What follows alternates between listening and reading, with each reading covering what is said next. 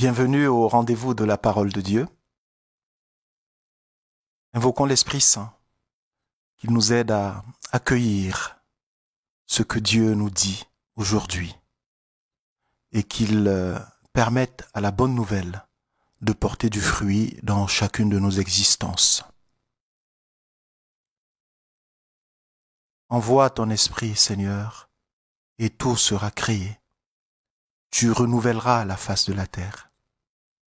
Viens, Esprit Saint, emplis le cœur de tes fidèles et allume en eux le feu de ton amour. De l'Évangile de Jésus-Christ selon saint Luc. Au chapitre 9, versets 51 à 56. Comme s'accomplissait le temps où il allait être enlevé au ciel, Jésus, le visage déterminé, prit la route de Jérusalem. Il envoya en avant de lui des messagers. Ceux-ci se mirent en route et entrèrent dans un village de Samaritains pour préparer sa venue. Mais on refusa de le recevoir parce qu'il se dirigeait vers Jérusalem. Voyant cela, les disciples Jacques et Jean dirent : « Seigneur, veux-tu que nous ordonnions qu'un feu tombe du ciel et les détruise ? » Mais Jésus, se retournant, les réprimanda. Puis ils partirent pour un autre village. Ce texte nous parle d'abord du temps de l'accomplissement. Et un accomplissement, c'est d'abord par rapport à ce qui a été annoncé. Le temps s'accomplissait. Le temps arrivait. Le temps était imminent. Et le temps de quoi ? Le temps où il allait être enlevé au ciel. Derrière cette expression se cache finalement tout le mystère de Pâques de Jésus. C'est le temps où il allait vivre sa passion, c'est le temps où il allait mourir, c'est le temps où il allait ressusciter. En fait, c'est le temps où Dieu allait accomplir toutes les promesses qu'il avait faites à l'humanité à travers le peuple choisi. La promesse d'un Messie qui viendrait pour le sauver, pour le libérer. La promesse d'un Messie qui viendrait pour renouveler l'alliance avec le peuple et désormais permettre que toutes les grâces qui venaient de lui, eh bien qu'elles ne soient retenues par rien, même pas par le péché des hommes. Et ce temps qui allait être accompli, eh bien il allait être accompli par Jésus. C'est pour cela qu'il est venu, pour accomplir la volonté de son Père. Et la volonté de son Père, c'est de sauver l'humanité. Alors, il a le visage déterminé, nous précise le texte. Le visage déterminé. Ce mot, la détermination, c'est la traduction d'une expression plus imagée, encore en hébreu, qui parle du visage endurci. Il endurcit son visage, évidemment nous. Le visage endurci, ça signifie un visage qui prend une certaine forme hostile en face de ceux qui le regardent. Mais le visage endurci, qu'on traduit ici par le visage déterminé, c'est une bonne manière de le traduire, manifeste plutôt cette décision, cette résolution ferme, cette préparation intérieure et extérieure sur tous les plans pour aller jusqu'au bout. Voilà, le visage déterminé. Rien ne va l'arrêter, il va aller jusqu'au bout, personne ne pourra le retenir, il sait pourquoi il est venu et il va aller au bout de ce qu'il est venu réaliser. Alors il prend la route de Jérusalem. Pourquoi Jérusalem ? Eh bien parce que c'est là-bas. C'est là-bas que tout se joue pour les prophètes de Dieu. C'est là-bas qu'ils vont accomplir leur destin. Et souvent, c'est un destin tragique. Jérusalem n'est-elle pas décrite dans l'Écriture comme la ville qui tue ses prophètes, qui tue ses prophètes et les expulse finalement de la ville. C'est cela le paradoxe, car c'est ce qui va se passer pour notre Seigneur c'est à l'extérieur de la ville que les condamnés sont exécutés. Mais en même temps, c'est là, au cœur de la nation, au centre spirituel de la nation, que doit être présenté le grand témoignage de l'amour de Dieu qui va jusqu'à l'extrême. Alors il envoie un messager. Et là aussi, on pourrait dire quelque chose.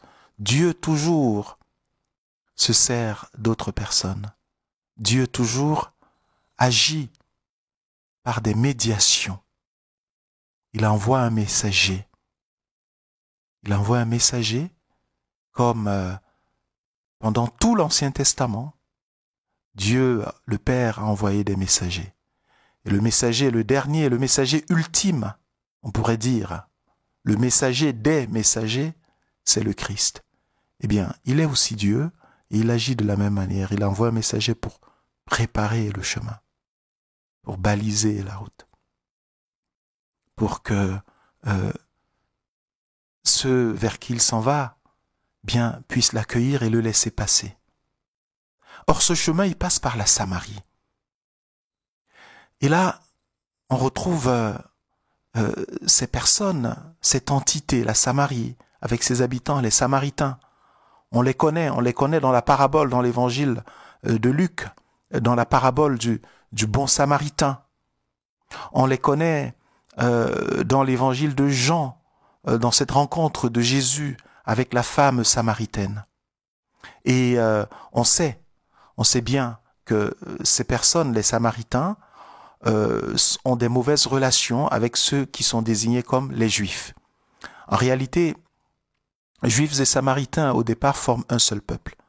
Les Samaritains, on pourrait dire, ce sont les Juifs du Nord, et ceux qui ont gardé la dénomination juif, ce sont les Juifs du Sud.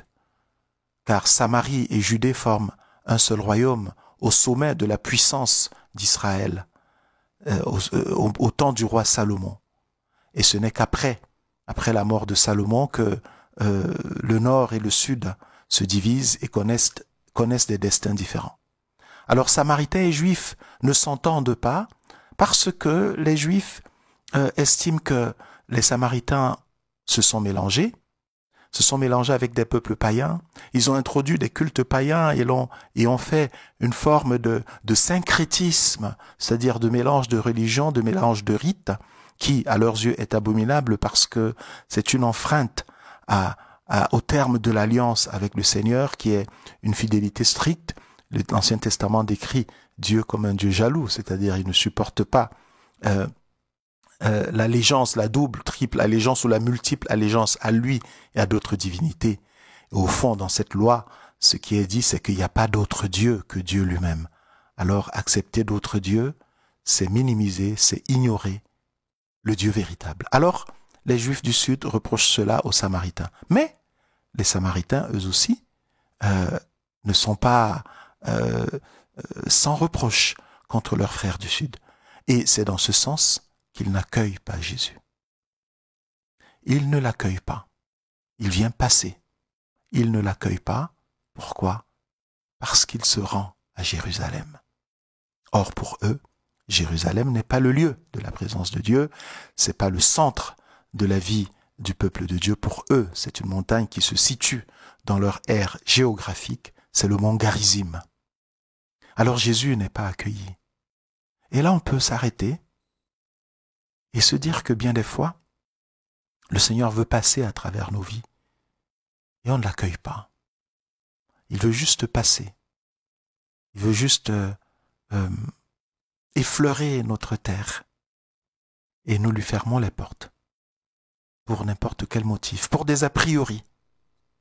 Quelquefois, nos frères veulent passer par nous, veulent passer à travers nous, veulent nous rencontrer, nos frères humains, et nous leur fermons des portes pour des a priori, parce qu'ils ne sont pas comme il faut, parce qu'ils ne pensent pas comme il faut, et souvent a priori, sans même les avoir interrogés, sans même avoir dialogué. Ce qui est frappant, c'est cela. Juste, il va à Jérusalem, mais à Jérusalem, il allait tout le monde, évidemment. Mais Jésus était connu. Donc, s'il va à Jérusalem, pour eux, il renie, il rejette, il les rejette, il fait l'option de Jérusalem, c'est lui qui est un grand maître.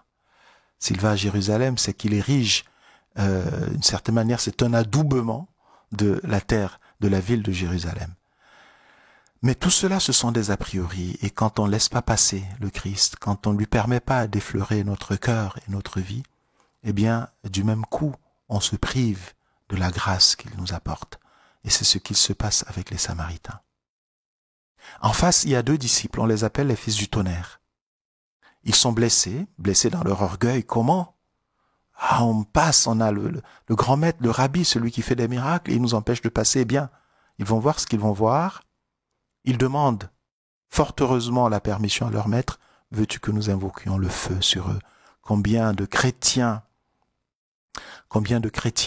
cèdent à la tentation de la vengeance et voudraient que le ciel les écoute quand ils invoquent le feu sur leurs adversaires, quand ils invoquent Dieu pour que leurs ennemis soient détruits.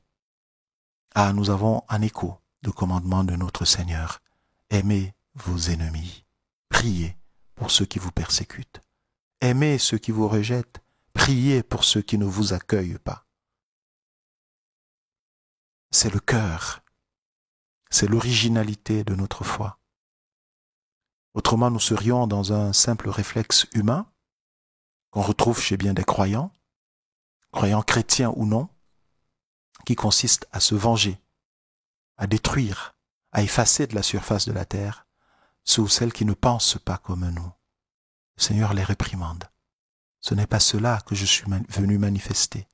Et si je marche avec détermination vers Jérusalem, c'est pour montrer autre chose. On le verra bien sur la croix. Pardonne-leur, car ils ne savent pas ce qu'ils font. Alors, les Samaritains ont en face de ses disciples, les frères Zébédée, Jacques et Jean, les fils du tonnerre, Boanerges, et au milieu d'eux, il y a leur maître et Seigneur. Ce dont se privent les Samaritains, c'est de ce cœur miséricordieux qui voulait passer par leur terre pour leur manifester la miséricorde du Père. Ouvrons nos cœurs à Jésus qui passe, ouvrons nos cœurs à nos frères qui passent et qui sont le visage de Jésus.